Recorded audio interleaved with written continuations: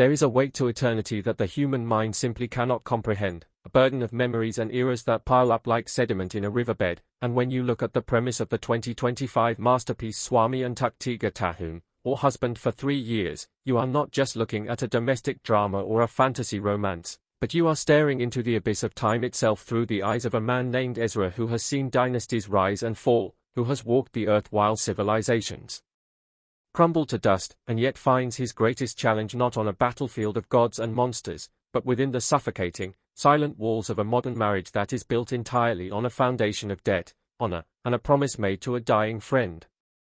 This series, which has taken the internet by storm since its release earlier this year, offers a narrative that is as frustrating as it is deeply, soul-satisfyingly cathartic, exploring the limits of human patience and the devastating blindness of arrogance. It asks us a simple question: if a god walked among us, dressed in the rags of a servant, would we recognize his divinity, or would we spit on him because he didn't wear a designer suit? The story of Ezra is a masterclass in the concept of the hidden crouching tiger, the dormant dragon, and the excruciating slow burn of a relationship that is doomed by the very nature of its inception. We are going to dive deep into every nuance, every whispered insult, every moment of stoic silence, and the explosive payoff that makes this one of the most compelling stories of the year. Before we continue, please subscribe to my channel Bongo Gaming, and let us know where you are listening from in the comments.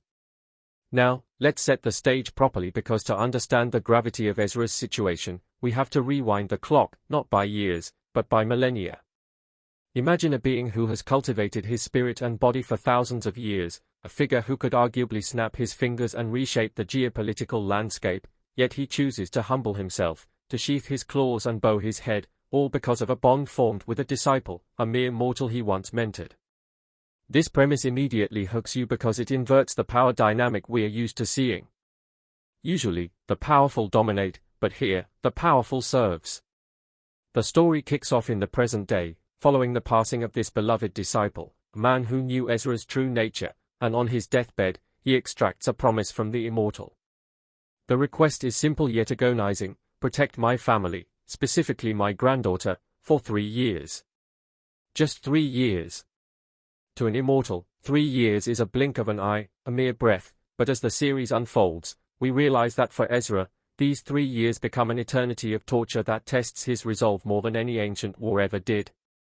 He agrees to marry the granddaughter, acting as a matrilocal husband, a live-in son-in-law, a trope we have seen in many dramas, but never executed with this level of quiet intensity. The granddaughter, who we will get to in a moment, represents everything modern, cynical, and superficial, contrasting sharply with Ezra's timeless, grounded nature. She doesn't know who he is. To her, and to the rest of her family, Ezra is a nobody, a drifter her grandfather picked up, a leech attached to their inheritance, a man with no background, no money, and no ambition. This misunderstanding is the engine of the entire plot. It fuels the conflict in every single scene. As the series progresses, we see Ezra transitioning into domestic life, and the direction here is stellar because it emphasizes the mundane. We see the hands that once perhaps held swords or cast spells now chopping vegetables, folding laundry, and scrubbing floors. The director makes a point to focus on Ezra's hands often, showing the calluses, the steadiness, the precision. He is a warrior in an apron, and the tragedy is that his enemy, his wife, sees him as incompetent or beneath her. The script is brilliant in how it portrays the wife's coldness. She isn't a cartoonish villain twirling a mustache, she is a successful, stressed, modern woman who feels she has been saddled with a deadweight husband to satisfy a dead man's wish. You almost want to sympathize with her initially. She didn't ask for this arranged marriage either, but the show quickly strips away that sympathy by showing her cruelty. It's the small things. The way she ignores him at the dinner table. The way she speaks over him. The way she introduces him to her colleagues as a distant relative, or helper, rather than her husband because she is ashamed of him. And through it all, Ezra's face remains a mask of calm. This is where the performance of the lead actor playing Ezra deserves an Oscar, an Emmy, and every other award in existence. It is incredibly difficult to play a character who doesn't speak much, who takes abuse without fighting back, yet still conveys strength. He manages to project an aura of danger beneath the servitude. There are moments, fleeting seconds, where his eyes harden, where the ancient being peeks through, usually when his wife is in genuine danger from external threats, and he solves the problem without her ever knowing. This is the Batman element of the show. He is the silent protector. He fixes her business deals from the shadows. He intimidates rivals who try to sabotage her company, all while she believes she did it all herself. The irony is delicious and painful. The audience is screaming at the screen, "Tell her. Show her your power," but Ezra stays true to his promise.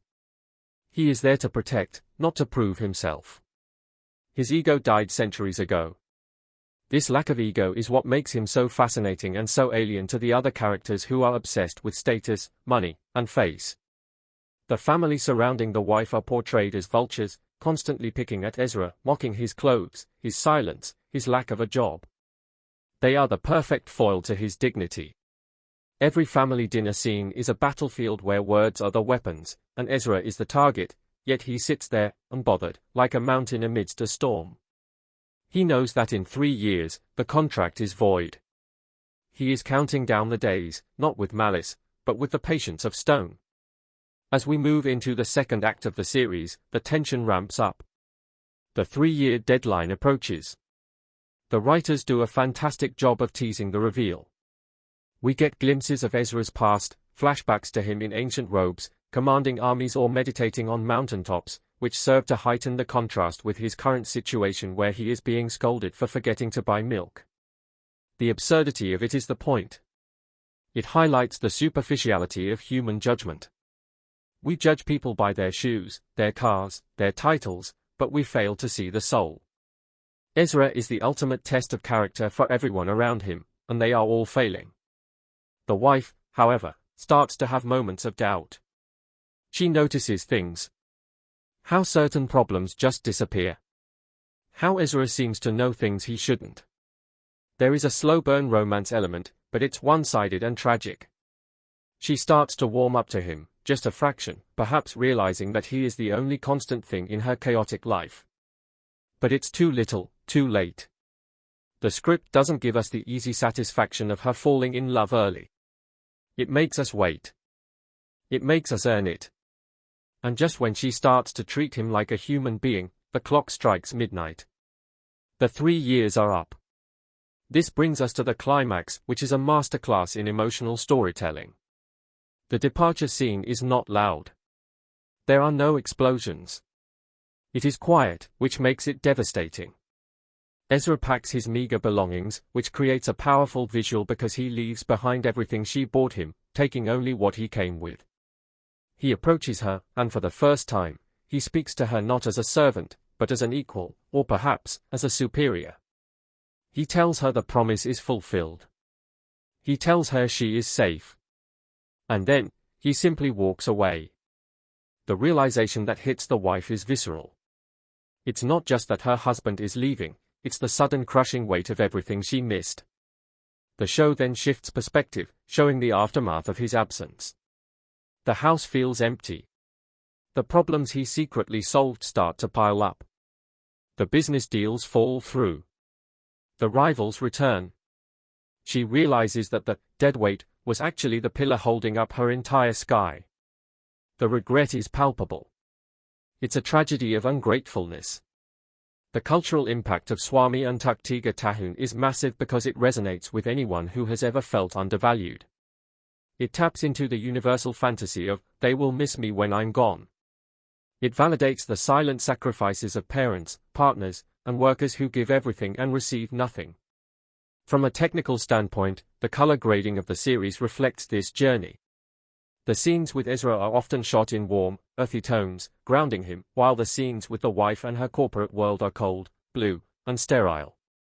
The music score complements this, using traditional instruments like the flute or guzheng whenever Ezra is in focus, hinting at his ancient origins, clashing with the synthesized pop beats of the modern world. It's a sonic representation of the clash of eras. The pacing, while slow in the middle episodes to emphasize the drudgery of his life, accelerates rapidly towards the end, mimicking the panic the wife feels as she realizes time is running out. We also have to talk about the supporting cast. The villains, the business rivals and the snobbish in-laws, written in a way that makes you hate them with a passion. This is necessary. If they weren't so detestable, Ezra's patience wouldn't seem so godlike. They serve as the darkness that makes his light shine brighter. There is a specific scene in episode 12 that stands out, where Ezra is forced to kneel to apologize for a mistake he didn't make. The camera lingers on his face. He doesn't look humiliated, he looks bored. He looks like a lion entertaining the antics of mice. It is a chilling reminder of the power dynamic that the characters are unaware of. The audience holds its breath, wondering if this is the moment he snaps, but he doesn't. He bows, not out of submission, but out of adherence to his code. His word is his bond. That is the central theme, integrity. In a world that has lost its way, where contracts are broken and loyalty is bought, Ezra stands as a monument to the old ways. He promised a dying man. That is all that matters. His personal feelings, his pride, his comfort, they are secondary to his word. This is what elevates the show from a standard soap opera to a character study on virtue. Now, let's address the finale. Ezra leaving without regret is the most powerful choice the writers could have made.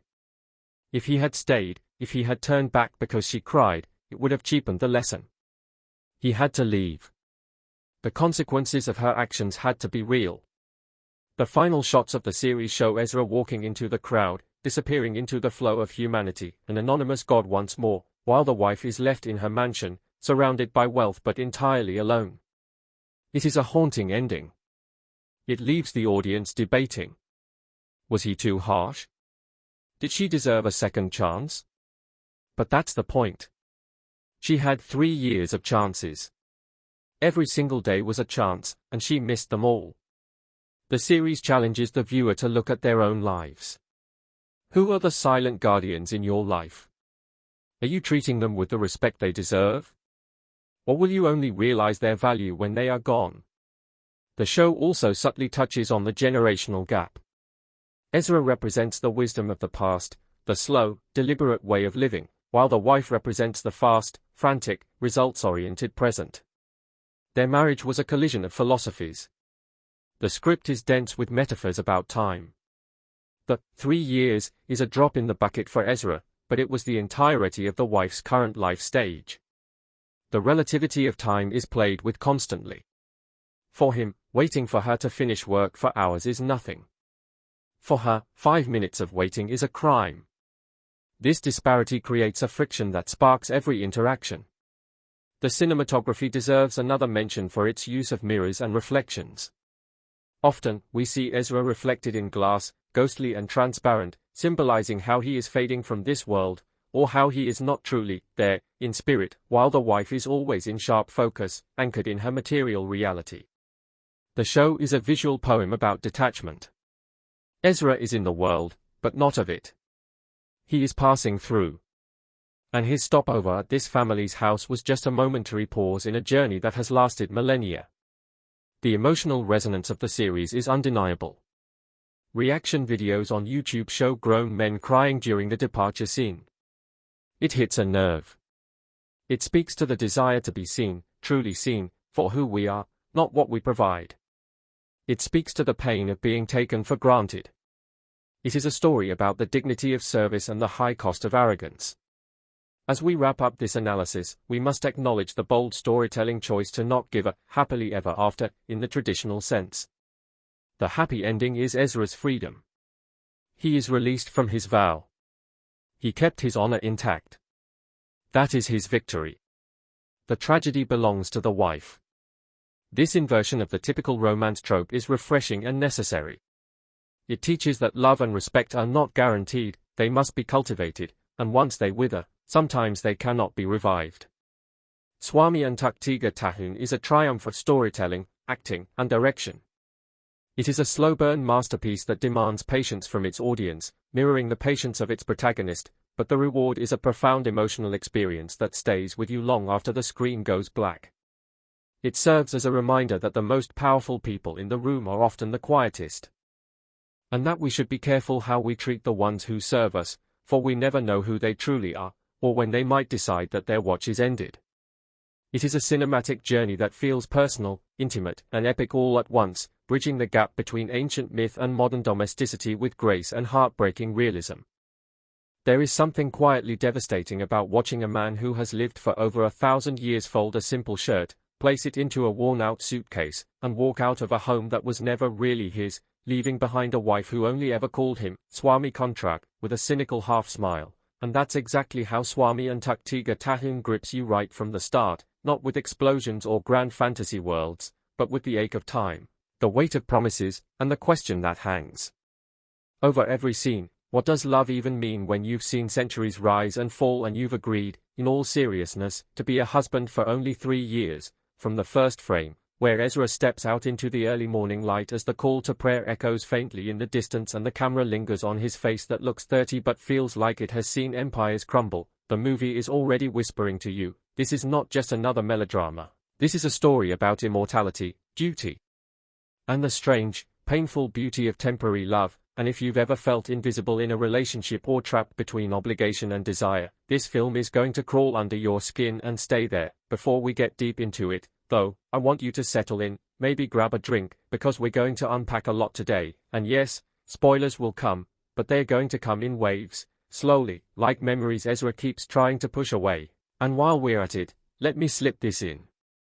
Naturally, before we continue, please subscribe to my channel Bongo Gaming, and let us know where you are listening from in the comments, because even though this channel has gaming in the name, stories like Suami Untuk Tiga Tahun are exactly why we love narrative in all forms, whether it's in a game, a series, or a movie like this one that feels almost like reading an old diary written across centuries. Now, Suami Untuk Tiga Tahun is a 2025 release that arrives into a landscape absolutely saturated with time-bending romances and immortal meets mortal stories, but somehow it still feels fresh, partly because it grounds that high-concept idea inside something very, very local and human, and partly because it doesn't rush to impress you with its fantasy, instead letting the supernatural element sit quietly in the background, like a secret Ezra refuses to brag about. The film is set in contemporary Indonesia, with flashes that move through different historical eras, and it takes the gamble of opening not with flashy exposition about Ezra's immortality, but with the end of his 3-year marriage, day 1095, contract completed, suitcase packed, and that structure, where we start with the goodbye and then circle back to the beginning, is really important to the emotional experience, because you watch the past unfold knowing exactly how it ends. He leaves, and he doesn't fight it, and the tragic question shifts from, will they end up together, to, why does it still hurt? Even when everyone knows the deadline, from a production standpoint, this is not a massive blockbuster. You won't see Marvel-level CGI or city-smashing action, but what it has is a very specific atmosphere, a mix of soft natural lighting, domestic spaces, and a score that blends subtle piano with hints of traditional instruments like the gamelan and rebab, so that it feels modern but tied to something older, which, of course, echoes Ezra himself, a man who looks like he should be scrolling through Instagram but carries his trauma like an ancient scroll tucked behind his eyes. The movie's director, a younger filmmaker whose style leans into lingering shots and uncomfortably long silences, clearly wants you to sit with the characters rather than escape them, and that's one of the reasons the pacing feels, at times, almost brutally slow in the best way, because this is a story about time, and so it dares you to be patient, to feel the drag of 3 years of cold stares and half-finished conversations, one dinner at a time. So let's talk story, but gently at first, spoiler-controlled, because if you haven't seen Suami Untuk Tiga Tahun yet, even knowing the basic premise, there are emotional beats that deserve to surprise you. At its core, the plot is deceptively simple. Ezra is an immortal being, though the movie never fully labels him. No one calls him a vampire, an angel, or some sci-fi experiment, and that ambiguity is part of the charm, and he has lived through plague, war, and endless cycles of human love and loss. Once, centuries ago, he took on a student, a disciple, a man named Hassan, who was dying slowly from an illness the medicine of that time couldn't cure. In a small, candlelit room, Hassan, skin already yellowed, grabs Ezra's sleeve and begs him, with panic in his eyes, to look after his bloodline, his family, knowing that Ezra will still be walking this earth long after their children, and their children's children, and their children's children are just names in fading family trees, and Ezra, who is trying so hard not to care about mortals anymore because the grief stacks up like unpaid debts, makes a promise he doesn't really want to make. As long as your line exists, for 3 years, at your family's darkest hour, I'll stay, I'll protect, I won't walk away. And with that, the seed of the movie's central contract is planted. cut to 2020-something. In a private hospital corridor filled with sterile light and restless relatives, where an old man, Hassan's many times great-grandson, Pak Rahman, lies unconscious after a stroke, and his family is tearing itself apart over inheritance, business shares, and, underneath it all, old grudges. This is where we meet the film's female lead, Rahman's granddaughter, a 25-year-old architect named Alia, who is smart, guarded, and already exhausted by being treated as the responsible one in the family, the one who actually takes care of her grandfather while cousins squabble over money, and from the moment she appears on screen, standing at the hospital window with her arms folded, we can tell she has built high walls around herself. It's here, in this chaos, that Ezra appears again in the family's history, stepping into the hospital lobby with an expression like he's walked into this scene 1,000 times, because he has, just with different faces, different clothes, different languages, and the film does this really clever thing where, instead of having him appear in some flashy supernatural way, he just walks in casually, holding a thermos of tea, blending into the crowd, but the camera isolates him in tight close-up so you feel immediately. This is the axis of the story. He approaches the family quietly, introduces himself as Ezra, an old friend of Hassan's line, and the older relatives exchange confused glances, doing the math in their heads that doesn't add up, because Hassan has been dead for centuries, but they're too stressed and too polite to interrogate that weirdness right away. What follows is a tense family meeting in the hospital's dim waiting room, where the lawyer reveals a startling clause in Pak Rahman's will, control over the family business, and, more importantly, the security of everyone's livelihoods, will only be granted if Alia, the granddaughter he trusts the most, agrees to marry a man of the family's choosing and stay married for 3 full years, to prove stability and unity. In the eyes of stakeholders, it's a wild condition, and the movie leans into how absurd and invasive it is, showing Alia's outrage, her sense of betrayal, because here is a woman who has worked, studied, built her own path, suddenly being reduced to a pawn in a generational game. She refuses, of course, she storms out, she says she won't be traded like land, but outside the hospital room, she overhears doctors saying her grandfather doesn't have long, and the guilt sinks its claws in. Now, where does Ezra fit into all this, and how does he become the titular husband for 3 years, when he looks like an intern, not a savior? The answer unfolds quietly, later that night, when he's sitting alone on a bench in the hospital garden, staring at the moon with that tired kind of sadness reserved for people who have watched the same mistakes play out across centuries. Pak Rahman wakes up briefly, and in a moment of eerie clarity, recognizes Ezra, not his face, exactly, but something in his presence, and whispers, "You came." Hassan said, "You would come," and begs him to help keep the family from self-destructing. Ezra, bound by his ancient promise, realizes this is the moment, that darkest hour, he is obligated to answer. And when the family reconvenes to search desperately for someone Alia could possibly marry who isn't one of the manipulative suitors lurking around, Ezra steps forward and says he's willing. What I love about this setup is that it's both completely melodramatic and emotionally grounded at the same time. The arranged marriage, the 3-year contract, the family business on the line, these are familiar tropes, but then you layered on this immortal outsider, whose reason for saying yes isn't money, isn't ambition, but sheer, stubborn duty, and the film never lets him romanticize it. He doesn't pretend this will be some fairy tale, he calls it what it is, 3 years of pretending to be a husband. 3 years of staying put when every instinct in his centuries-old bones tells him to keep moving, to never root himself anywhere. Alia, who initially says absolutely not, is slowly boxed into a corner by financial reality, by her love for her grandfather, and by the quiet, unsettling presence of Ezra, who doesn't flirt, doesn't impose, just says, very plainly, "If you agree, I'll stay 3 years, and then I'll go." And what hurts is you know he means it. The wedding itself is shot in an understated, almost documentary style, no grand ballroom, just a modest family ceremony, with white jasmine, slightly flickering lights, and side eyes from aunties who whisper that Alia is marrying some nobody they've never heard of, maybe a gold digger, maybe a gigolo, because who volunteers to marry into a storm like this? Ezra wears a simple suit, stands there with calm resignation, while Alia's face is a mask, lips pressed tight, eyes refusing to look at him during the vows, and when the imam asks if she accepts him as her husband, there's that long pause where the room holds its breath and maybe, just maybe, she'll run, but she says, "I do," with that clipped, bitter tone that tells you she's already planning her emotional escape route. From this point on, the movie settles into the domestic drama that makes up its beating heart. The house they move into is large but cold, all clean lines and modern furniture, and it becomes the arena where their 3-year experiment plays out. Alia lays down the rules on night 1, separate rooms. No touching, no personal questions, no pretending they are a real couple in private just because they have to be one in public. She calls it an arrangement, and her voice is like ice, and Ezra, instead of pushing back or asking for more, simply nods, accepting each condition like he's filing them away next to 100 other sets of rules he's lived under in other centuries. What the film captures brilliantly here is the quiet cruelty of indifference. She doesn't scream at him, doesn't physically harm him, but she ignores him, dismisses him, cuts him down with small, precise comments, like when he cooks breakfast and she barely glances at it before ordering food online,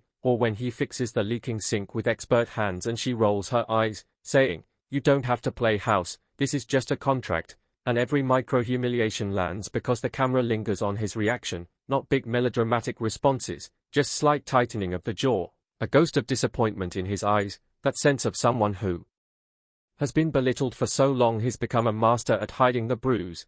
At this point in the movie, you might expect some big fantasy reveal, Ezra stopping time to prevent a glass from falling, healing a wound in front of her, something to push the supernatural plot, but the script resists that temptation, staying grounded in the smallness of their life together, shared hallways, mismatched schedules, the people around them slowly growing suspicious or curious about this weirdly distant couple. We see Ezra being genuinely kind to Alia's grandfather, reading to him, massaging his hands, listening to his old stories as if they were new, even though he probably lived through half of those eras himself. We also see him connecting with the household staff, helping the driver with a flat tire, politely taking scolding from the aunt who assumes he's after their money, never once lashing out.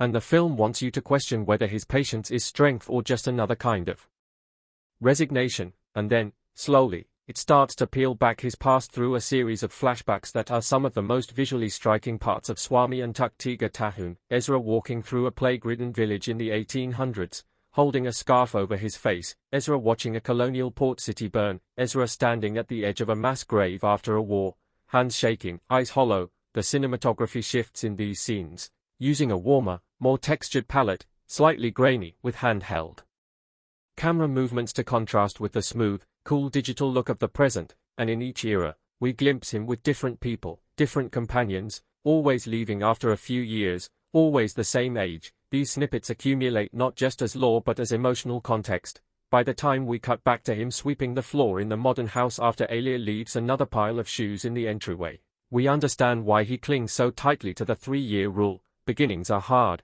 but endings are torture, and for someone who doesn't die so tightly to the 3-year rule, beginnings are hard, but endings are torture, and for someone who doesn't die, endings never stop. One subtle but powerful motif the film uses is clocks. There's an analog clock in the kitchen, another fancy digital one in the living room. Alia wears a smartwatch, and almost every time she looks at it, it's a moment of emotional distance, checking the time at dinner, glancing down in the middle of a rare almost conversation, signaling how aware she is that this is temporary, that there is an expiration date stamped on this man sitting across from her. Ezra, in contrast, never wears a watch, and in one quiet scene, a colleague teases him about being old school, but he just smiles and says, "I stopped worrying about the time a long time ago," and if you catch the double meaning, it hits hard. Now, if all this sounds heavy and slow, it is, but the film wisely injects moments of humor and warmth through side characters, particularly Alia's younger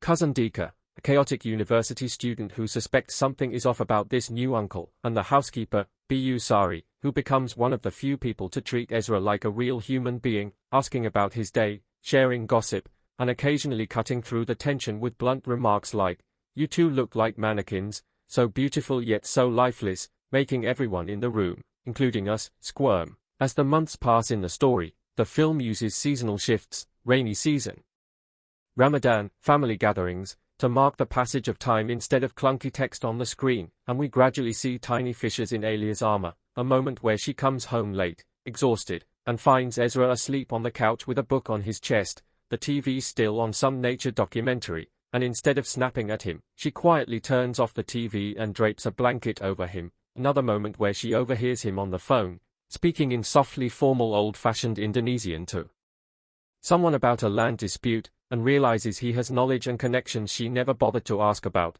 There's a beautifully awkward scene where a client dinner turns into an impromptu karaoke session, and Alia, who has had a little too much to drink, ends up singing an old love song slightly off-key, while Ezra watches from the corner, not with lust, not with pity, but with this gentle wonder, as if he's seeing something impossibly fragile and rare. Afterward, in the car, she mutters that it was embarrassing, and he says, "No, you looked free," and for a second, the facade slips, and she looks at him directly, as a man, not just as a contractual obligation. Of course, this slow, hesitant thaw doesn't erase the damage of her earlier coldness, and the movie doesn't cheapen the transformation by making her suddenly loving and soft. Instead, it lets her be messy. She apologizes in half-formed phrases, picks fights when she feels herself getting too attached, and pushes him away.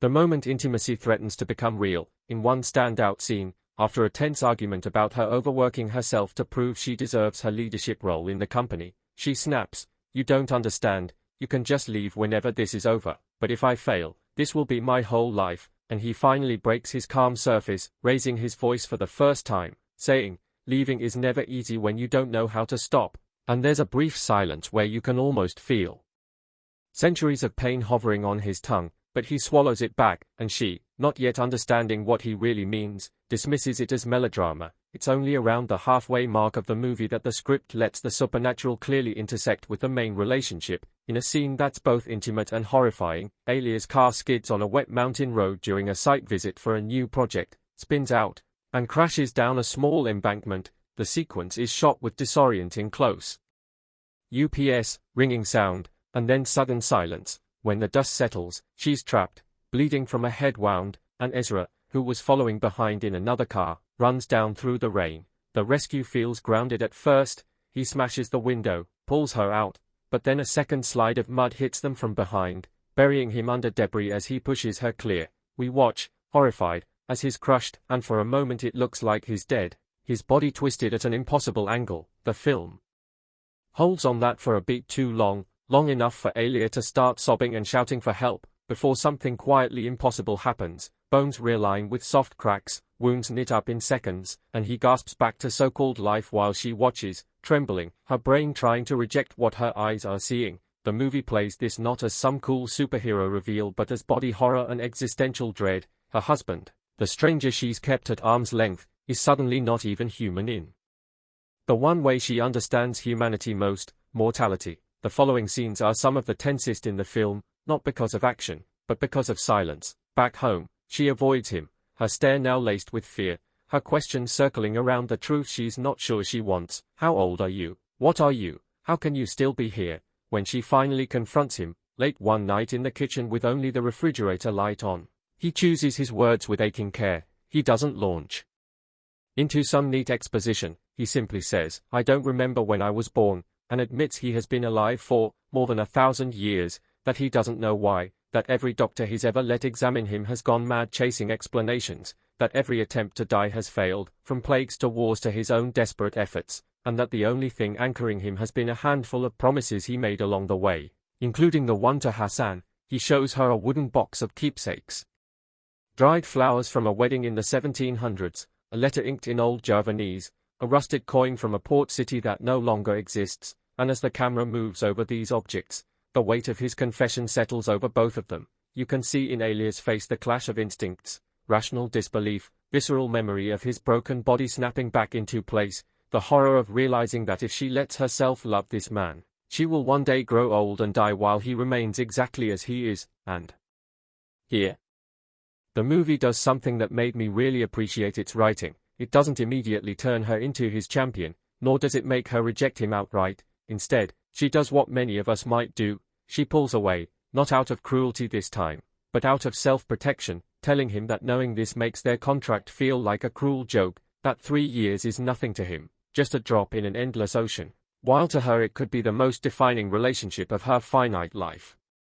Ezra doesn't argue, because in his mind, she's right, and we slowly understand that his insistence on the 3-year limit isn't just about honoring the terms of his promise, it's also his way of minimizing the damage he does to people by staying. From here, the second half of the movie becomes an exploration of what it means to choose love when you know it will end, not in the vague way we all know relationships might end, but with a fixed date circled on the calendar, the film punctuates the remaining months of their marriage with key milestones, Lebanon celebrations where they pretend to be a happy couple in front of relatives, only to retreat into chilly truce afterward, a business crisis that forces them to work together late into the night, discovering in the process that they actually make an incredible team, complementing each other's skills, her sharp strategic mind, his quiet but vast knowledge of human behavior and historical patterns, a moment on a rooftop where she finally allows herself to ask personal questions, like whether he's ever had children, whether he's ever stayed longer than 3 years with anyone, and his answers are equally heartbreaking.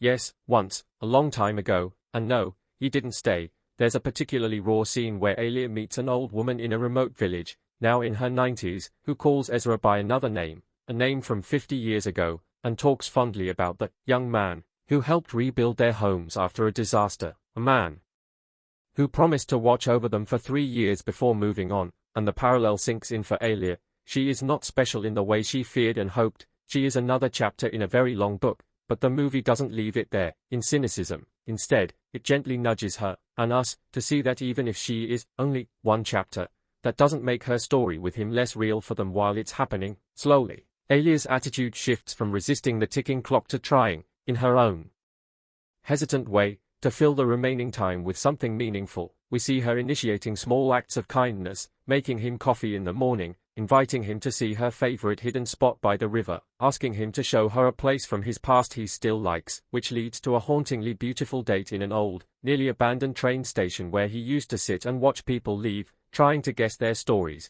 It's in these quieter, more human moments that Suami Untuk Tiga Tahun shines brightest, because the fantasy premise becomes almost irrelevant. The pain here is not mystical, it's the pain of loving someone with an expiration date, which is, in a way, true of every relationship, only this one is spelled out in bolder ink. Performance-wise, the actor playing Ezra carries the entire film on a very specific kind of charisma, not the loud, confident charm of a typical romantic lead, but a soft, almost tired allure. He communicates centuries of memory in the way his gaze lingers on old architecture, in how he smiles sadly at children playing games that have existed under different names forever, in how he listens more than he speaks. You believe he's ancient because he moves like someone who has learned that almost everything passes if you wait long enough, that anger burns out but regret lingers. The actress playing Alia, on the other hand, has the harder job, because for a sizable chunk of the film, she has to be borderline unlikable, dismissive,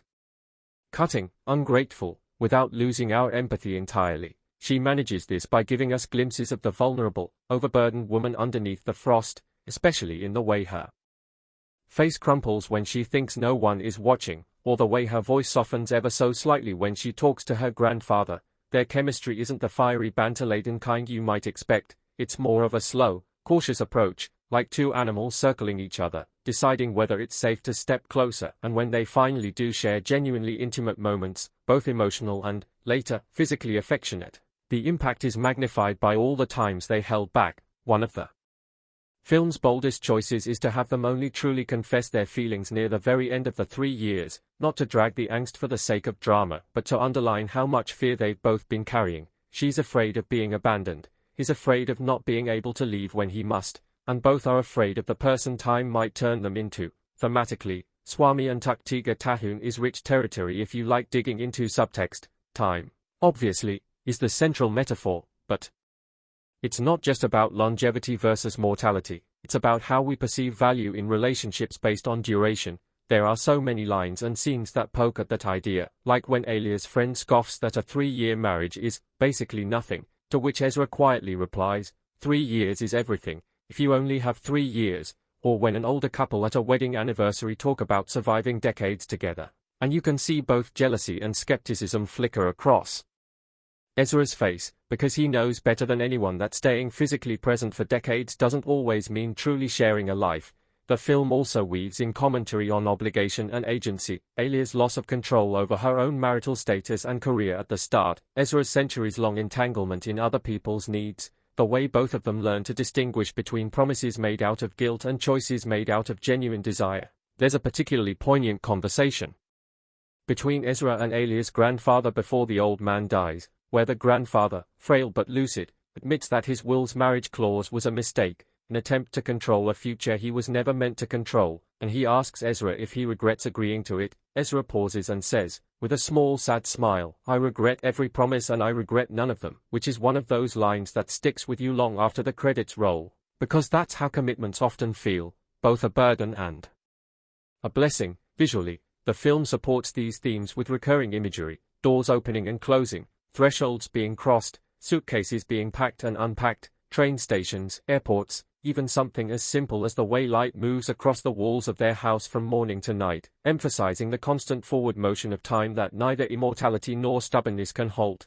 The editing is unhurried, sometimes to a fault. There are scenes that linger a few seconds longer than necessary on a hallway or an empty chair, and depending on your patience as a viewer, that could either feel meditative or indulgent. But I personally found that slowness appropriate, because it mirrors the experience of waiting, of counting down days and trying to stretch moments. The sound design deserves a mention too. The tick of the kitchen clock is almost imperceptible at first, but grows more noticeable in key scenes, like during fights or near confessions, until by the third act, you feel like you can hear it even when it's not on screen. This subtle reminder that the 3-year deadline is drawing near. Musically, Suami Untuk Tiga Tahun avoids the cliché swelling strings at every emotional beat, instead favoring a restrained piano motif that evolves over the course of the film. Early on, it's played in a high, hesitant register with lots of space between notes, but as Ezra and Alia's relationship deepens, the same motif appears in lower registers, layered with strings,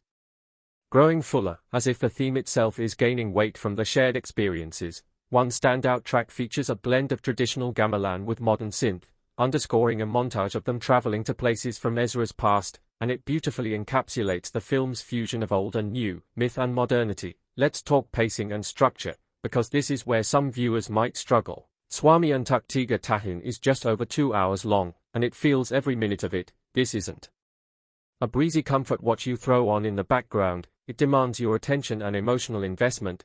The first act, especially, moves slowly, dwelling on repetitive domestic tensions and family politics, and I've seen some audiences comment that it almost feels like a long-form series condensed into a film, with subplots like the inheritance fight, Alia's career challenges, Dika's youthful drifting, and the company's ethical scandals all vying for attention. For me, those subplots work because they contextualize the central relationship inside a broader world. This isn't love happening in a vacuum, it's love tangled up in real-world stresses. But I do think there are moments where the script could have trimmed a few scenes without losing depth. That said, the deliberate pacing pays off emotionally in the third act, because by the time we reach the last stretch of their 3 years, you really feel like you've lived with these characters, shared their mornings and midnights, their awkward silences and their rare bursts of laughter. Audience reaction, based on early screenings and festival buzz, has been fascinating. Younger viewers, especially those already primed by K-dramas and C-dramas like Goblin or the eternal love of whatever universe, have latched onto the immortal human romance angle, making edits and fan theories about Ezra's previous lives,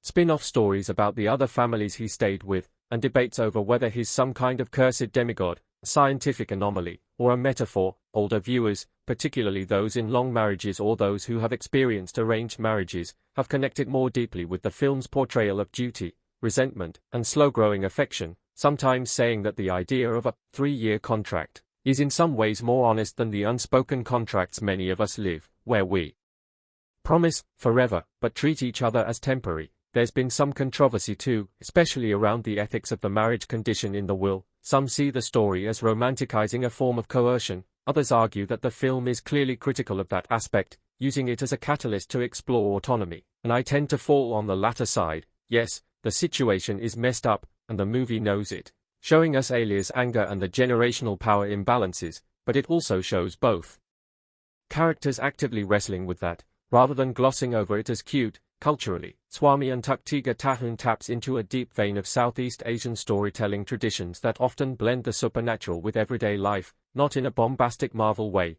but in a gentle, almost matter-of-fact way. Of course there might be a man who has lived for centuries. Of course spirits and curses and odd promises lurk around the edges of our family histories, and what matters is less how it works scientifically and more what kind of person you choose to be in the face of that strangeness. The immortality here feels like an extension of folk stories told softly at night, not an imported comic book trope, and that gives the film a distinct texture compared to Western takes on similar themes. Now, we need to talk about the ending, because it's the emotional fulcrum of the whole movie, and this is where we dive fully into spoiler territory. So if you're still here thinking maybe you'll watch the film first, this is your last gentle nudge to hit pause. By the time we reach the final month of their 3-year contract, Ezra and Alia have, by almost any external measure, become a real couple. They share a room now, they know each other's routines, they have in-jokes, they've weathered fights and reconciliations, they've supported each other through grief. Her grandfather's eventual passing hits like a quiet earthquake,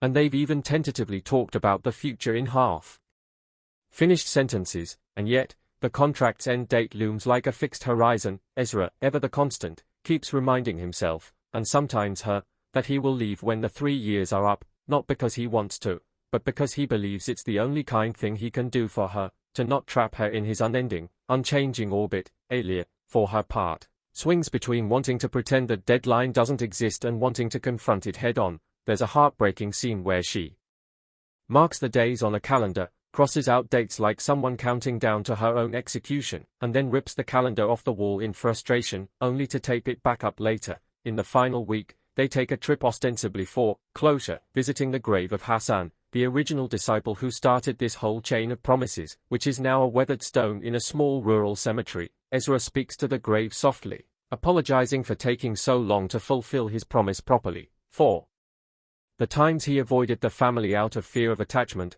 and Alia listens, realizing just how tangled his sense of duty is with his fear of love. That night, in a simple guest house, she finally says the words they've both been dancing around, "I don't want you to go," and he, with tears in his eyes that don't fall, replies, "That's why I must," explaining that he has seen what happens when he stays too long, when people build their entire lives around him, only to be shattered by the imbalance of age when they realize he won't grow old with them. She counters, fiercely, that he doesn't get to make that choice for her, that she is allowed to decide whether loving him is worth the eventual pain, and for a brief, dizzying moment, you think maybe, just maybe, he'll break the pattern, choose risk over safety, and the movie milks that tension, cutting between their faces, the trembling of their hands, the way the wind rattles the window. But in the end, Ezra is who he is, a man defined by his promises and his fear of becoming someone's curse, and Alia is who she is, a woman who has learned, the hard way, that you can't build a future on someone else's fear. So the final day arrives, he wakes before dawn, packs that same old suitcase we saw in the opening shot, folds his shirts with meticulous care, and pauses for a long time over one particular object, her sketch of him, drawn on a random night when she couldn't sleep, the lines wobbly but full of affection. He tucks it into the box with his centuries of memories, then writes her a letter, simple and unornate, thanking her for 3 years of company, for the fights, for the laughter, for letting him feel like a husband even if only on borrowed time. As he steps out of the bedroom, we realize with a jolt that Alia is awake, sitting at the kitchen table with red-rimmed eyes, a cup of cold coffee untouched. She doesn't beg this time, doesn't throw herself at his feet, but she also doesn't pretend to be indifferent. Instead, she says, with a raw calm that's more devastating than any scream, "If you walk out that door, it will still have been real," and he nods, already on the verge of breaking, and answers, "It was the most real thing I've had in a long time."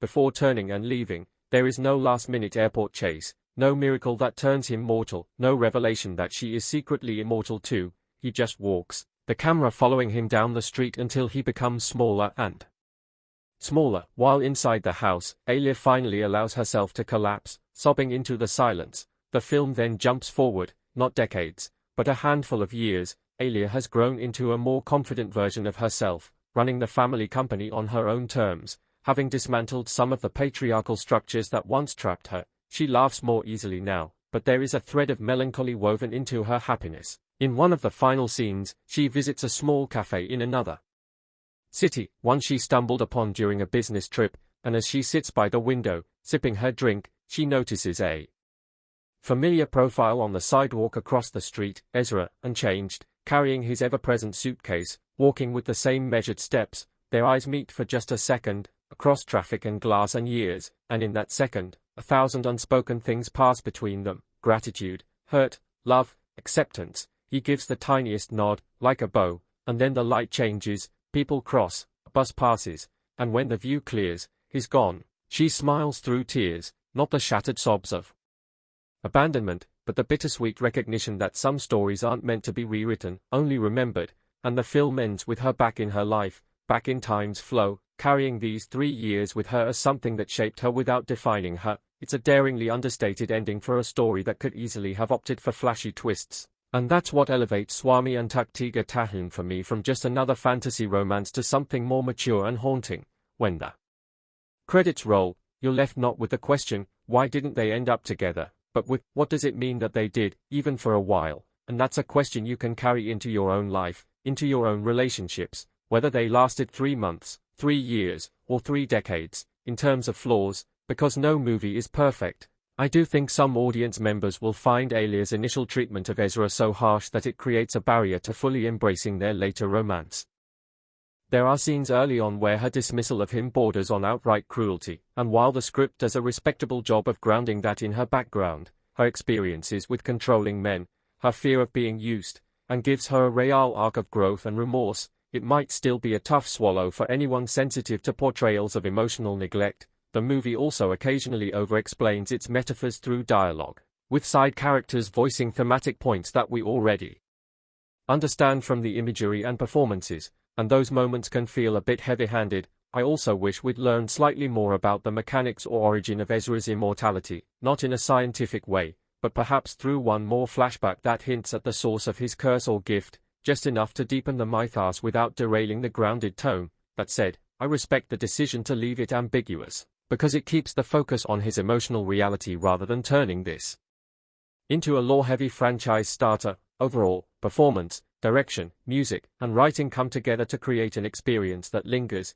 especially if you're the kind of viewer who has ever wondered whether a love that doesn't last is somehow less valid than one that does. Suami Untuk Tiga Tahun suggests that length is only one metric, and not always the most important one. Intensity, honesty, the way two people change each other in the time they have, these are just as vital, and that's a powerful message in a culture that often glorifies longevity above all else, in marriage, in careers, in everything. So if you're on the fence about watching this film because you think a story about an immortal man and a 3-year contract marriage will be cheesy or cliché, I'd say give it a chance, sit with it, let its slow rhythms work on you. It's not perfect, but it's ambitious in quiet ways, and it trusts you to wrestle with uncomfortable emotions rather than handing you neat, feel-good resolutions. For my part, I walked away from Suami Untuk Tiga Tahun thinking about all the people who have walked in and out of my own life, about how often I've measured those relationships by their longevity instead of their depth, and I felt a little less inclined to dismiss shorter connections as failures. Sometimes, 3 years with someone, 3 honest, flawed, transformative years, can leave a deeper imprint than a lifetime of going through the motions, and that's what this movie really is at its core, an invitation to re-examine how we define success in love, how we honor the promises we make, and how we find the courage to love again, even knowing everything ends. If you've watched it already, I'd love to hear what scenes hit you hardest. Was it the mudslide reveal of Ezra's immortality, the quiet kitchen confessions, the final almost meeting at the cafe, or something smaller, like the way he always removed his shoes carefully at the door out of respect for a home he knew he'd leave? And if you haven't yet, I hope this review has given you enough of a taste of its world without completely robbing you of the experience of letting those scenes unfold in real time. Either way, keep those comments coming, keep the discussion alive, because stories like Suami Untuk Tiga Tahun don't just live and die on screen, they keep evolving in the conversations we have about them, in the way they make us reconsider our own choices, our own contracts, spoken and unspoken, with the people we love. And if you want more deep dives into films and series that dare to ask uncomfortable questions wrapped inside beautiful narratives, stick around here on Bongo Gaming, because we're only just getting started. Now I'll leave you with this: in a world obsessed with forever, maybe the bravest thing we can do is to show up fully for the limited time we actually have, and to say, without irony, that even 3 years of real connection can be enough to change a life, or 2, or, if you're immortal, 1,000. And so the door clicks shut, a sound that is barely a whisper in the grand scheme of the universe but echoes like a gunshot through the sprawling, cold mansion that was once Ezra's prison, marking the precise moment the atmosphere of the entire series shifts from a claustrophobic domestic drama to a sprawling epic of vindication and regret, because as Ezra walks out into the rain, he isn't just leaving a marriage, he is stepping back into a world that has been holding its breath waiting for his return, while behind him, inside the house, the reality of his absence begins to rot the foundations of the family's life faster than they could have ever imagined. The brilliance of the script in the episodes following his departure lies in its refusal to rush the fallout, instead choosing to let the consequences bleed into the wife's life slowly, starting with the silence of the morning, the absence of the breakfast that was always there, the perfectly pressed clothes that are now wrinkled, the small inconveniences that pile up into a mountain of frustration, forcing her to realize that her useless husband was actually the invisible engine keeping her chaotic existence running smoothly. But the true knife twist comes when she arrives at her company, the dazzling corporate empire she thought she built with her own two hands, only to find the shark circling the moment Ezra's shadow is no longer cast over her. It is here that the show reveals the depth of Ezra's hidden influence, as we see a scene that fans have dissected 1,000,000 times, where the wife walks into a boardroom expecting to sign a massive merger deal, a deal she arrogantly assumed was based on her business acumen, only for the opposing CEO, a man who we later learn is a descendant of one of Ezra's ancient allies, to close his portfolio and simply ask, "Where is he?" And upon hearing that Ezra is no longer part of the family, the CEO stands up, shreds the contract, and walks out, leaving her stunned and humiliated, a moment of cinematic perfection that strips away her delusions of grandeur and exposes the fragile reality of her success. This pattern repeats with brutal efficiency, suppliers cancelling orders, banks calling in loans, and rivals who were once terrified of an unknown force, suddenly striking with impunity, and it is in these moments of collapse that the audience feels a dark, vindictive satisfaction, watching the arrogance of the family crumble under the weight of their own ungratefulness, a narrative device that serves as a harsh critique of how modern society often undervalues the quiet, supportive figures in favor of the loud and flashy. But the series doesn't just linger on her misery. It juxtaposes her descent with Ezra's ascension, and this contrast is where the visual storytelling truly shines, because the moment Ezra leaves the neighborhood, the color grading shifts from the dull grays of suburbia to rich golds and deep blacks, symbolizing his return to power. We see him picked up not by a taxi, but by a convoy of black luxury sedans, the drivers bowing with a reverence reserved for kings, and as he settles into the leather seat, his posture changes, the slump of the servant vanishing to be replaced by the regal stillness of an immortal warlord. This transformation is handled with such subtlety by the lead actor that you almost miss it until you see his eyes, which are no longer weary but sharp, calculating, and ancient. The show then takes us to a location that becomes the new central hub of the story, a hidden sanctuary high in the mountains or perhaps a penthouse overlooking the city. The ambiguity adds to the mystique, where Ezra is greeted by the true elites of the world, the secret societies and power brokers who know his true name, and for the first time, we see him smile, not a smile of happiness, but a smile of relief, the look of a man who has finally put down a heavy stone after walking 1,000 miles. The script weaves in flashbacks here that are absolutely crucial, showing us the origin of his bond with the grandfather, revealing that the grandfather wasn't just a mentor but a man who once saved Ezra during a moment of vulnerability centuries ago, explaining why Ezra endured 3 years of humiliation. It was a life debt paid in full. These flashbacks are shot in a grainy, cinematic style, contrasting the ancient blood-soaked battlefields with the sterile, soulless modern world, reinforcing the theme that honor is an ancient currency that has no value in the current market, yet it is the only currency Ezra respects. Meanwhile, back in the crumbling mansion, the wife attempts to hire private investigators to find him, convinced that he is just a homeless drifter who needs to be brought back to do his job, and this investigation arc is a masterclass in suspense because every investigator she hires comes back empty-handed or terrified, reporting that the man named Ezra simply does not exist in any database, that his file is redacted by the highest levels of government, or that they were warned off by powerful forces, deepening the mystery for her and terrifying the family who begin to suspect they haven't just mistreated a nobody, but have offended a god. The mother-in-law, a character designed to be loathed, provides a secondary layer of conflict as she initially celebrates Ezra's departure, trying to set her daughter up with a wealthy, arrogant suitor who is everything Ezra wasn't, loud, boastful, and rich, but this suitor turns out to be a fraud, a con artist who preys on their desperation, and the irony is palpable as the family realizes that the trash they threw out was gold, and the gold they chased is trash. The series hits a fever pitch around episode 20, during the Gala of the Year arc. A masquerade ball where the entire high society is gathered, and the wife attends, desperate to secure new funding for her failing company.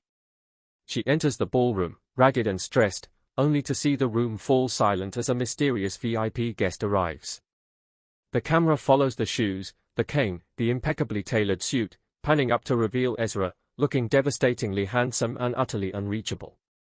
The scene where they lock eyes across the crowded room is the emotional climax of the second act. She rushes to him, expecting him to acknowledge her, to come back, but he looks at her with the polite indifference of a stranger, a gaze that cuts deeper than any hatred ever could, because hatred implies he still cares, while indifference proves she is nothing to him anymore. He walks past her to greet a head of state, leaving her standing alone in the middle of the dance floor, a visual metaphor for her isolation. This encounter breaks her. It is the moment the denial shatters and the full weight of regret crushes her lungs. The audience reaction to this scene was internet-breaking, with forums debating whether his coldness was justified, most agreeing it was, and analyzing the micro-expressions on the wife's face as she realizes that the man she commanded to wash dishes is a man who commands nations. From this point on, the series evolves into a redemption story for her, but a futile one, as she tries to cultivate herself to be worthy of him, mimicking the journey he went on. But the tragedy is that time flows differently for them. She is racing against her own mortality while he is timeless.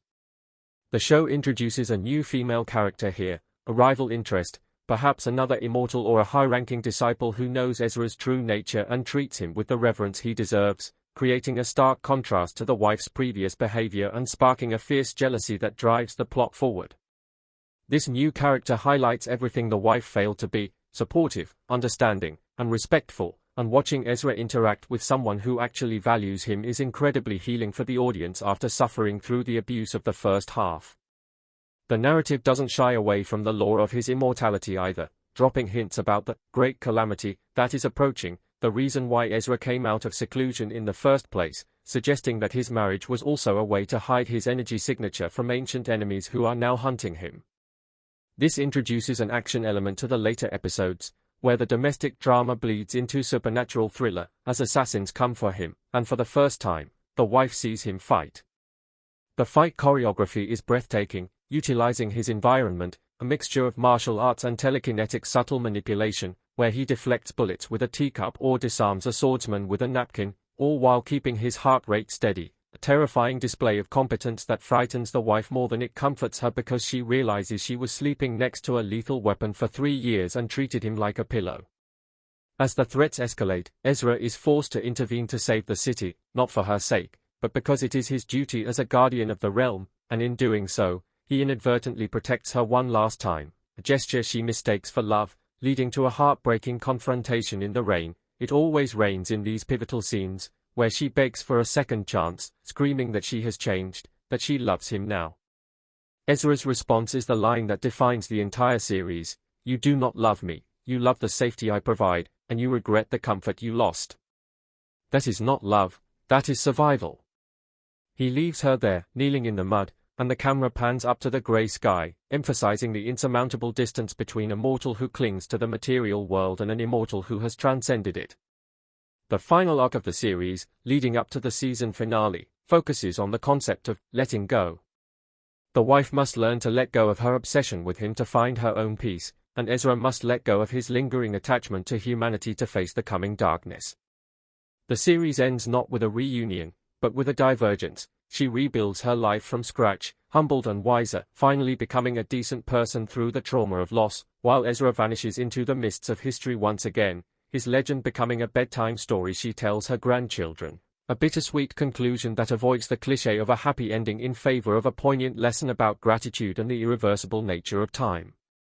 The post-credits scene, however, throws a wrench in everything, showing a young man approaching Ezra in a new era, holding a token that looks suspiciously like the one the grandfather had, implying the cycle is beginning again, or perhaps that Ezra has a child we didn't know about, leaving the door wide open for a sequel that promises to explore the consequences of his 3-year hiatus on the wider magical world.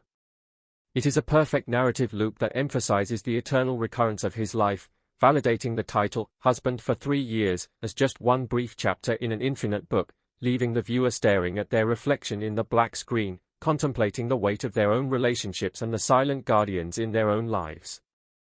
But to simply recount the plot is to do a disservice to the intricate world-building that Suami Untuk Tiga Tahun establishes in the background, often hidden in plain sight within the set design and the fleeting dialogue references that most casual viewers might have missed on the first watch, because this series is not just about a failed marriage, it is a deconstruction of the hidden immortal genre that layers clues about Ezra's true identity from the very first frame. Specifically, if you look closely at the artwork hanging in the grandfather's study in the pilot episode, you will notice a painting of a general from the Ming Dynasty era whose silhouette is unmistakably Ezra's, a detail that takes on a haunting significance once you realize that the grandfather didn't just find Ezra by the roadside but was actually the keeper of his history, a guardian of the guardian, which flips the entire premise of the show on its head by suggesting that the family's wealth was actually built on centuries of Ezra's shadow influence long before the marriage ever took place, making their ingratitude not just rude but historically ignorant.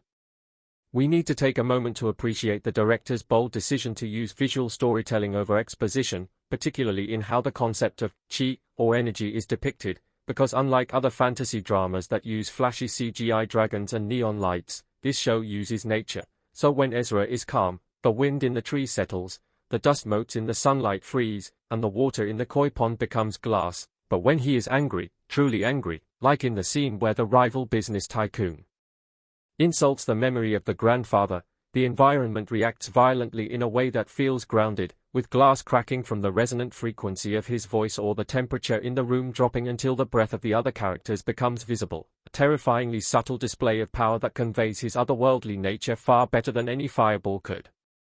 This brings us to the character analysis of the other woman, the disciple character introduced in the second half, who serves as the audience surrogate because she sees Ezra exactly how we see him, with awe and respect, and her interactions with him provide the necessary warmth to balance the coldness of the wife, creating a love triangle that isn't really a triangle but a dichotomy between the past and the present, between the sacred and the profane. The chemistry between Ezra and this disciple is electric not because of sexual tension, but because of shared trauma and shared history. They speak a language of silence that the wife can never learn, and there is a particularly beautiful scene where they drink tea together on a balcony overlooking the neon-lit city, and without saying a word, they perform a traditional tea ceremony that is so precise and synchronized it looks like a dance, symbolizing a connection that transcends time, leaving the wife watching from behind a glass door, separated not just by a physical barrier but by a spiritual chasm she cannot cross.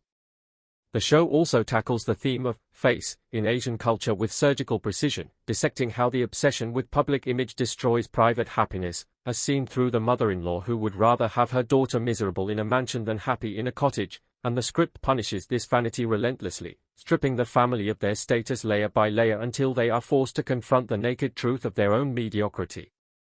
We must also discuss the controversial Sector 4 subplot involving the underground supernatural criminal syndicate that Ezra dismantled in the flashbacks, because this is where the show hints at the larger universe, suggesting that Ezra is part of an order of watchers who maintain the balance between the human and spirit realms, and the reason he was dormant for those 3 years wasn't just to honor a promise, but to recover from a spiritual wound inflicted during the Great Calamity mentioned in the ancient scrolls, a detail that recontextualizes his laziness as convalescence, making the wife's complaints about him sleeping a lot even more tragic because he wasn't napping, he was healing from saving the world.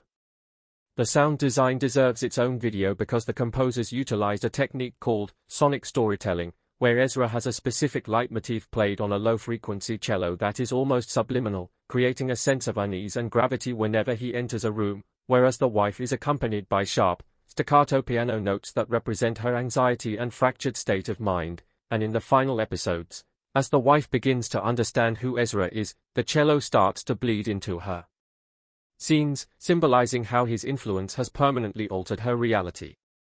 Let's not forget the viral elevator scene in episode 15, which exploded on TikTok, where Ezra is in an elevator with the wife and 3 assassins sent to kill him. The doors close, the camera stays outside focused on the floor indicator. We hear a muffled struggle, a few thuds, and when the doors open on the ground floor 10 seconds later, Ezra is adjusting his cufflinks, the wife is standing in the corner shaking but untouched, and the 3 assassins are unconscious on the floor, stacked neatly like firewood, a scene that perfectly encapsulates the show's blend of dark humor and badassery.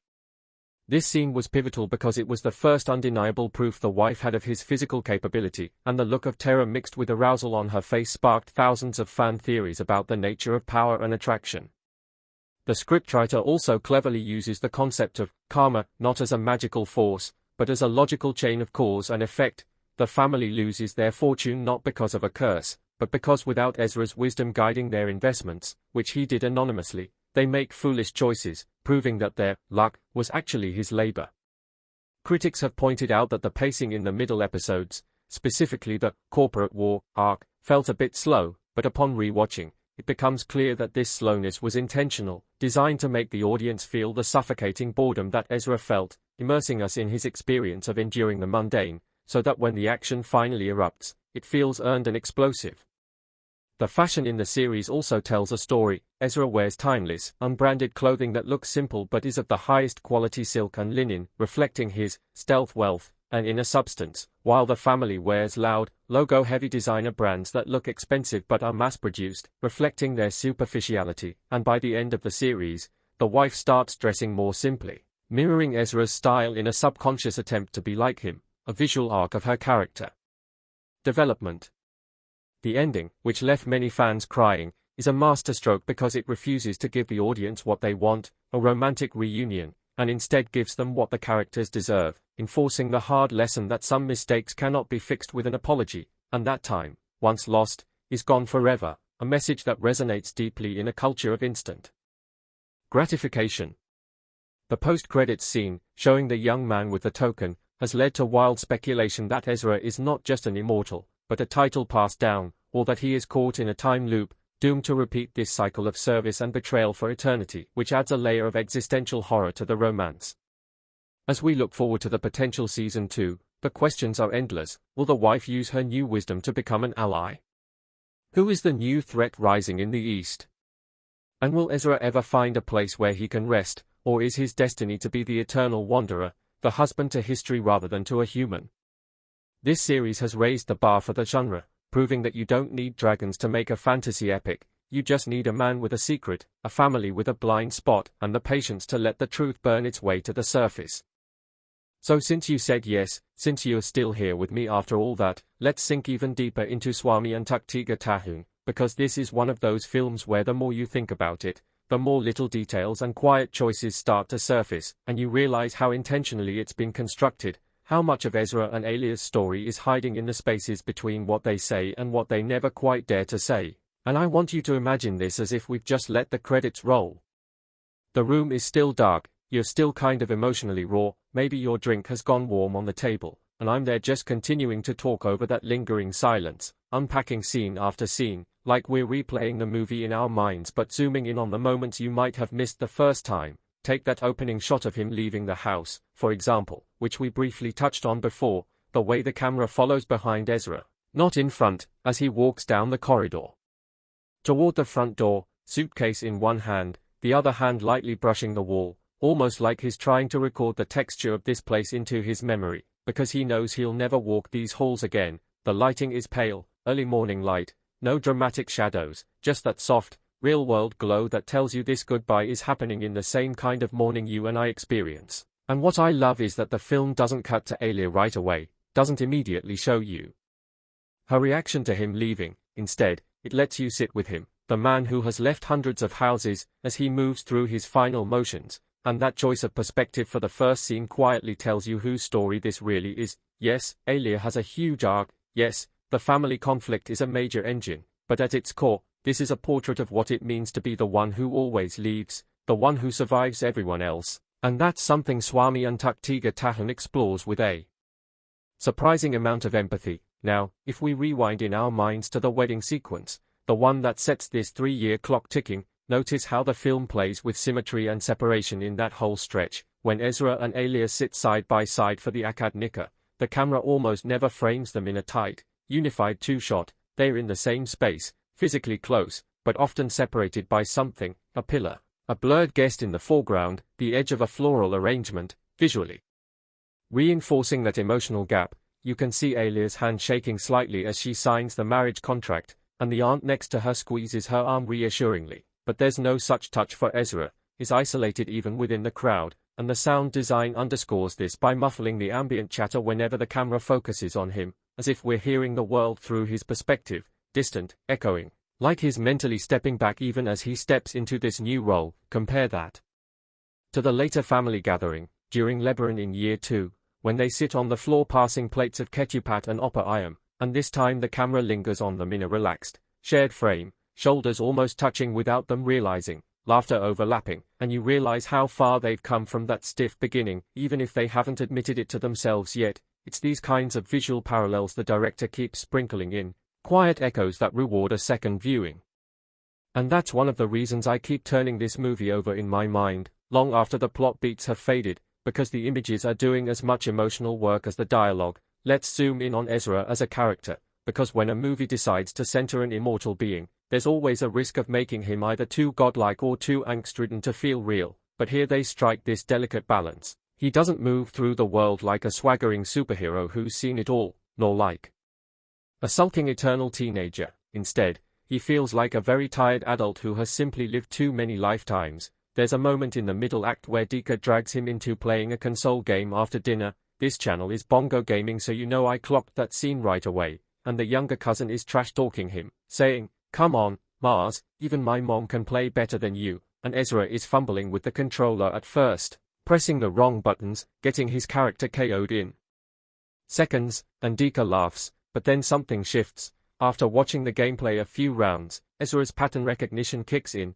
and he starts anticipating enemy moves, learning the map, tracking spawn times, and within half an hour he's calmly demolishing Dika, not with manic focus but with that effortless competence of someone who has had to learn new systems, new tools, new technologies over and over again for centuries. Dika accuses him of cheating, calls him boomer hacker, and Ezra just smiles that small, secretive smile, saying, "If you live long enough, every game is just another version of one you've played before," and on the surface it's a throwaway joke, but it actually tells you so much about how his brain works. He absorbs new contexts quickly because he has to, but that also makes it harder for him to be surprised, to feel genuine novelty, and you sense that part of his attraction to Alia isn't just romantic, it's that she reacts to the world with a sharpness and passion he envies, a way of caring intensely because she knows her time is limited. There's a scene where they walk through a museum exhibition on Indonesian history. Alia goes because it ties into one of her architectural projects. He goes because how could he not be drawn to artifacts from times he actually lived through, and she's staring in awe at an old Kerry's or a faded photograph of a colonial street, while he is looking at those same objects with a completely different layer of memory. The camera alternates between her awestruck expression and his more haunted one, and at one point, she says, half to herself, "I wish I could have seen this time, just once," and there's this flicker across his face where you can see the weight of all the times he has wished the opposite, that he hadn't had to see what he saw, but he doesn't dump that trauma on her, doesn't monologue about how hard immortality is, he simply answers, "Some eras are beautiful from far away," and lets the subject drop. That restraint, in the writing and in the performance, is part of what sells Ezra as a believable immortal. He's not desperate to confess his uniqueness, he's spent centuries hiding it, absorbing it into his bones until it's just another fact of his existence like eye color or height. When the mudslide forces the truth into the open, you can feel how violated he feels by his own body betraying him in front of her. How much he would have preferred calmly revealing his nature on his own terms, or maybe never at all. For Alia, that revelation is a kind of double betrayal. She thought she was entering a transactional marriage with a human stranger, someone finite, controllable, and suddenly that illusion shatters and what she's really married to is an impossibility. Remember that night in the kitchen with the fridge light, when she demands to know if everything about him has been a lie, down to his name, his age.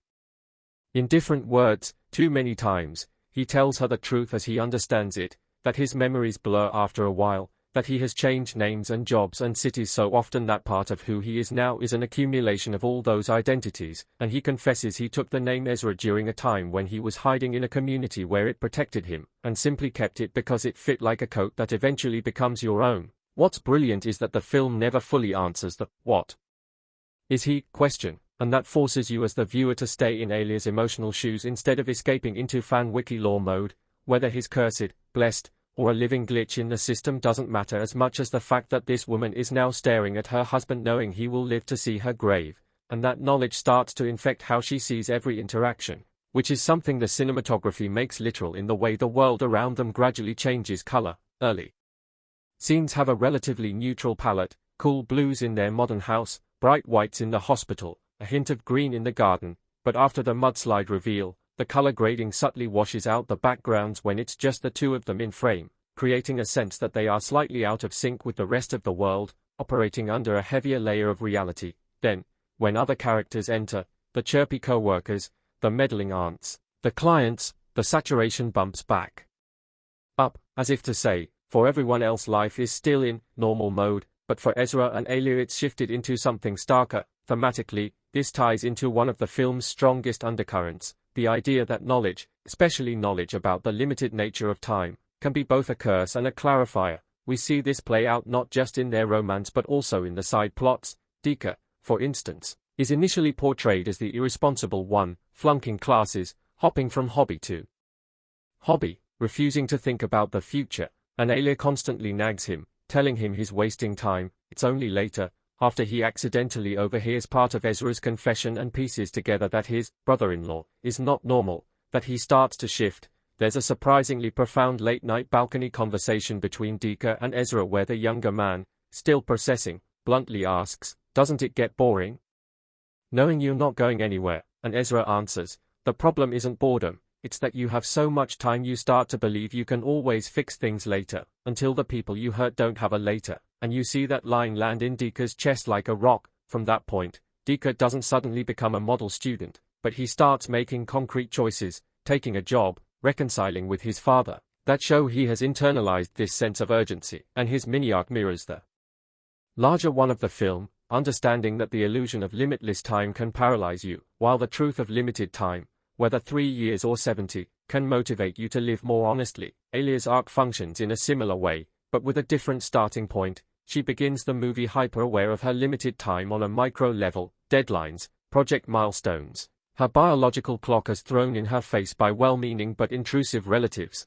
but she's strangely numb when it comes to the big-picture mortality stuff, almost as if constantly running on the hamster wheel of achievement has given her a false sense of control, and being confronted with Ezra's immortality cracks that illusion wide open. Suddenly she's faced with someone who doesn't measure time in the same units, who doesn't see career phases or life stages as fixed arcs, and instead of inspiring her at first, it terrifies her, because it forces her to question why she's living the way she is. That's why her eventual decision to lean into the 3-year limit, to mark the calendar not as a doomsday countdown but as a reminder to be fully present, hits so hard. It's not a resignation, it's a reclamation. She's saying, if this is what I get, I'm going to wring meaning out of every day, and that is such a powerful stance, especially in a society that often sells us the fantasy that we can somehow secure forever if we just make the right choices. Another aspect worth exploring is how the film uses the family business and the inheritance drama as more than just a plot engine.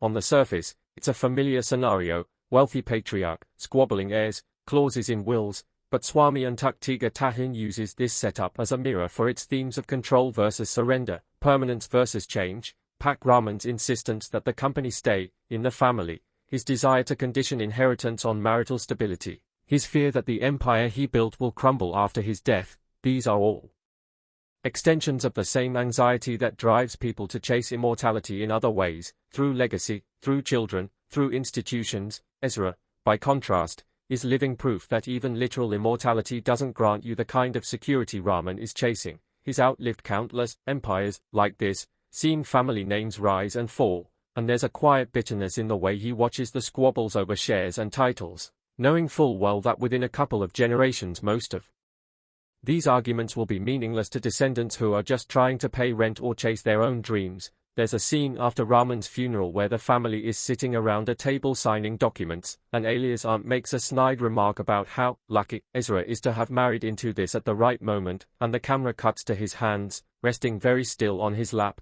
the faintest of flinches betraying how wrong that assumption is. We cut back to his face, and he's expressionless.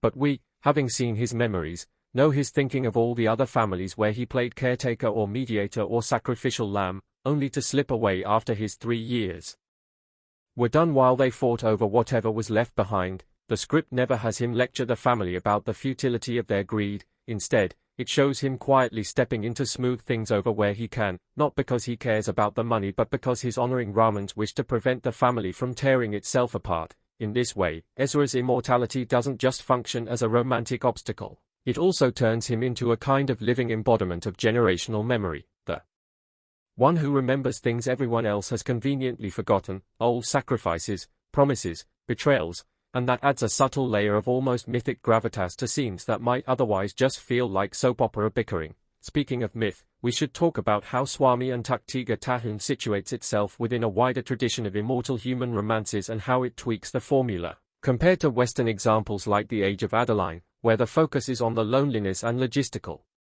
headaches of never aging, or Highlander, where immortality is an excuse for sword fights and existential male angst. This film is much more invested in the ethics of staying and leaving. Ezra's 3-year rule is such a fascinating narrative device because it gives structure to his wandering in a way that's both arbitrary and deeply personal. The movie hints that he didn't always have this rule, that in his early centuries he drifted more chaotically, sometimes staying too long, sometimes disappearing overnight, and that the 3-year promise to Hassan became a kind of template, a way to impose order on his own emotional chaos. We see this in a brief but memorable flashback where a much younger-looking Ezra, or at least, younger in demeanor, is packing up to leave a small village decades ago, and a child clings to his leg, sobbing, begging him not to go. The child's mother, weary but understanding, pries the kid away, thanking Ezra for everything you did these 3 years, and you realize this isn't just a contract, it's a ritual he's performed again and again, a cycle of entry, service, and departure that has become his way of staying sane.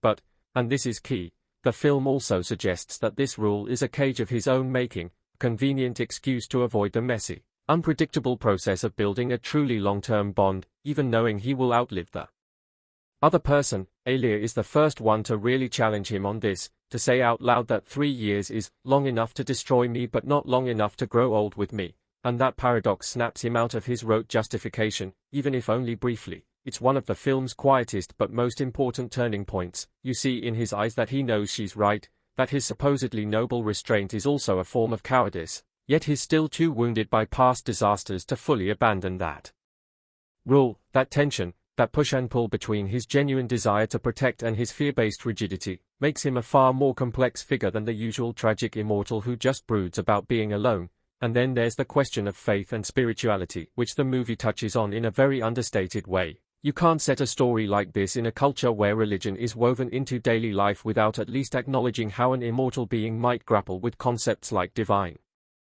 will, destiny, and the hereafter. There's a moving little scene where Ezra slips into a mosque late at night, long after the main prayers are over, and sits in a corner alone. The imam, an old man with kind eyes, recognizes him as Elia's husband, and sits down beside him, not prying, just offering presents. Ezra eventually whispers, "Is there any point in asking forgiveness for something you can never stop doing?" And the imam responds, "We ask forgiveness not because we know we can change, but because we know we need help to keep trying." And Ezra's face flickers with something like hope and despair tangling together. It's never fully spelled out what he's referring to there: his inability to die, his tendency to leave, his broken promises over the centuries, but that ambiguity lets you project all of it onto his back, and you realize how heavy it must be to live in a world shaped by religious frameworks while being a creature who doesn't quite fit into any of them. It raises the question: is Ezra a divine test, a cosmic anomaly, a punishment, a guardian, or just a glitch?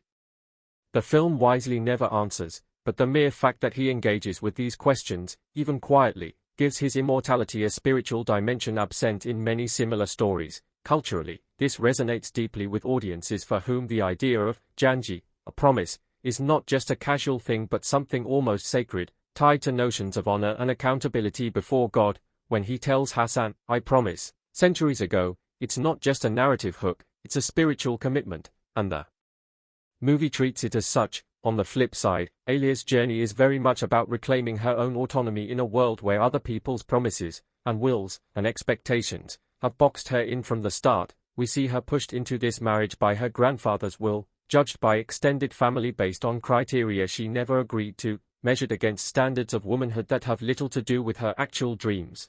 And it would have been so easy for the film to make her arc simply about finding liberation by rejecting all of that, walking away from the family business, ditching the marriage, running off to find herself.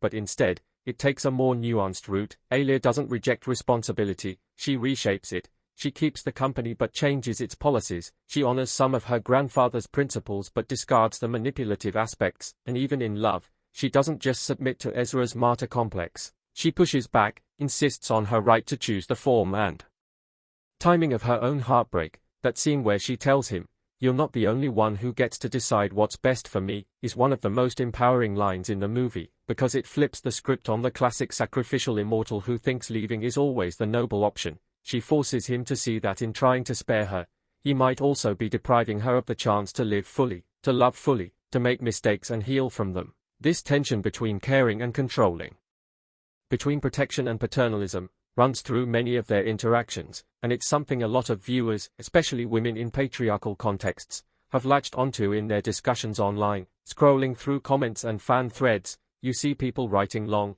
heartfelt posts about times when parents, partners, or elders made life-altering decisions for their own good without truly listening, and how they saw themselves in Alia's pushback. That's the cultural impact of a film like this. It opens up a space for those conversations under the guise of a fantasy-tinged romance. Now, if we pivot to the craft side a bit more, the direction and editing choices in Suami Untuk Tiga Tahun do something subtle with time that I think deserves highlighting. The way the film jumps forward through the 3 years is not strictly linear, nor does it mark each time jump with on-screen text. Instead, it uses recurring motifs, holidays, weather, recurring family events, to signal time's passage in a way that feels organic. For instance, we might see Alia and Ezra in their first Lebanon together, awkwardly visiting relatives, sitting slightly apart in family photos, and then, without a clunky, 1 year later, card, we cut to another Lebanon where they are sitting closer, their hands accidentally brushing as they pass plates, and the conversation flows more easily. The repetition of the same event, framed differently, tells us we've moved forward in time and deeper into intimacy. Similarly, the rainy season becomes a kind of emotional barometer. Early on, the rain is a backdrop to their isolation, shots of Ezra standing alone at the window, Alia closing her door against the sound. But later, the rain becomes a shared experience, like when they get caught in a sudden downpour while inspecting a construction site and end up laughing helplessly as they huddle under the same makeshift shelter. That scene is shot almost like a memory, with slow motion and a slightly warmer color temperature, and it's one of those rare moments where time seems to pause for them, a little bubble of joy amid all the counting down. Then, as we approach the end of the 3 years, the editing starts to compress and fragment reality. Small moments flash by in a montage, coffee cups, shared glances, partner meetings, nighttime drives, without clear markers of days or weeks, giving you the sensation that time is speeding up, that there are too many moments to individually hold on to. This is how it feels when a deadline looms in our own lives, and the movie nails that anxious, bittersweet rush. Sound again plays a crucial role here. The ticking of the clock, which started as almost subliminal, grows louder during certain late-stage scenes, especially the ones where they almost talk about the future but then pull back, and in one particularly powerful sequence, the ticking stops entirely during a rare, fully honest conversation on the rooftop, only to slam back in during the cut to the next morning when they are both pretending nothing was decided. It's as if the cutting off the mechanical count of seconds in deference to their emotional present, before reality inevitably resumes. If you listen closely, there are also faint echoes of a heartbeat-like bass in the score during especially tense or vulnerable moments, blending environment sounds with music to keep you on edge without you consciously realizing why. And while we're here, we can't ignore the performances in the smaller roles that help flesh out the world. Bu Sari, the housekeeper, is such a standout. She's written and acted in a way that avoids the caricature of the wise servant trope while still giving her a kind of grounded wisdom. She scolds both Ezra and Alia when they deserve it, like a third, unofficial parent figure, but she also has her own life, mentioned in passing, like her son who works abroad and sends money home, her back pain, her resigned humor about her own aging, that hints at a whole existence off-camera.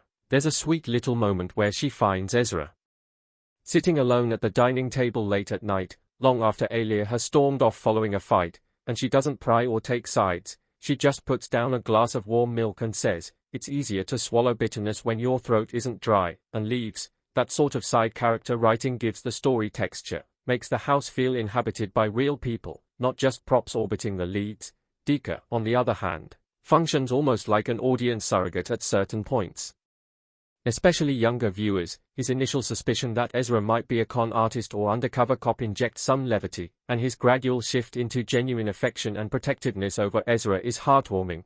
By the time he finds out the truth, or at least pieces together part of it, his response is a mix of awe and deep sadness, and there's this beautiful, understated moment where he says, "If you need someone to remember you when everyone else is gone, I can do that, even if it's only for a little while," and Ezra, who has spent centuries being forgotten or misunderstood, looks genuinely moved. It's like a mini proof that even knowing someone is temporary, you can still choose to be their witness, their friend, their keeper of stories. In a way, that's what the film asks of us as viewers, to be witnesses to Ezra's and Alia's 3 years, to hold that story even after they've gone their separate ways, to see value in it simply because it existed. That's why the final cafe, reunion scene is so gutting and so perfect. There's a version of this story where he comes in, sits down, they talk, maybe decide to try again, maybe just have closure, but instead the film chooses the bolder path. They see each other across a street, separated by glass and traffic and the layers of their own new lives, and they do not break that distance.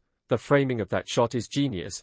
We are placed inside with Alia, looking out, so we share her perspective as she spots the familiar figure. Ezra is framed between moving cars, pedestrians, city life flowing around him, and for a split second the noise drops, the focus sharpens, and their eyes lock.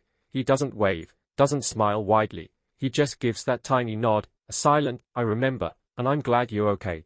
And then life intervenes, a bus passes, a group of teenagers jostles past, the traffic light changes, and when the view clears, he's gone. But the important thing is that he didn't vanish as some supernatural disappearance. He simply walked on, continuing his path, and she stays seated, continuing hers, and both of them carry that moment like a private epilogue. As a viewer, you're left in this quiet ache, wanting more and yet understanding deeply that this is exactly the point. Not every meaningful connection arcs back into itself. Some just shoot briefly across your sky and then disappear, leaving a lasting impression.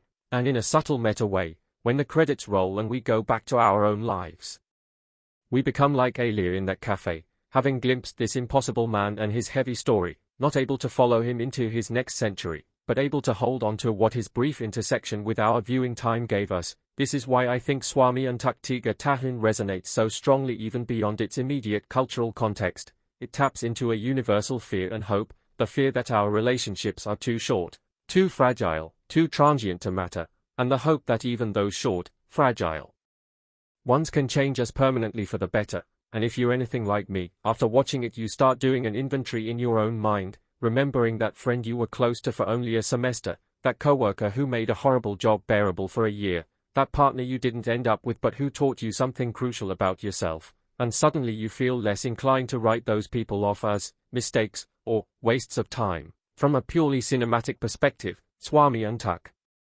Tiga Tahun is a relatively small film, no giant effects budget, no sprawling action sequences, but it is ambitious in terms of emotional scope, and that's something I really want to highlight for anyone deciding whether it's worth 2+ hours of their life. If you love character-driven stories, if you're drawn to narratives that ask uncomfortable questions about love, duty, and time, this one belongs on your list. If, on the other hand, you crave fast pacing, constant plot twists, or neat wish fulfillment endings, be prepared. This will frustrate you before it moves you, and that's okay. Not every film has to hit the same emotional beats. For me, the slowness, the refusal to give us the "he chose to stay, became mortal, they grew old together" fantasy, is what makes the ultimate message land with such force, that a love doesn't need forever to be real, and that sometimes the most honest act of love is not clinging, but stepping away with gratitude. And as we wind down this extended deep dive together, still sitting in the echo of that last quiet nod across the cafe window,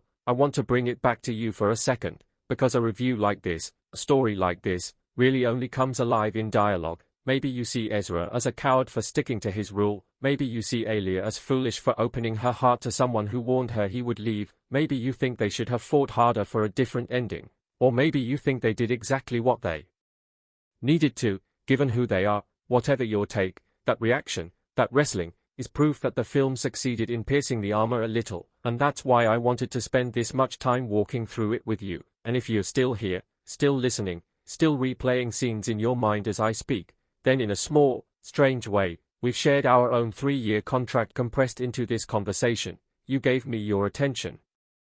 I try to honor that with honesty and depth, and when this video ends, we'll each go back to our separate timelines, carrying maybe 1 or 2 lines, 1 or 2 images, that will stick, and that, to me, is the quiet magic of stories like Suami Untuk Tiga Tahun. They remind us that even temporary connections matter.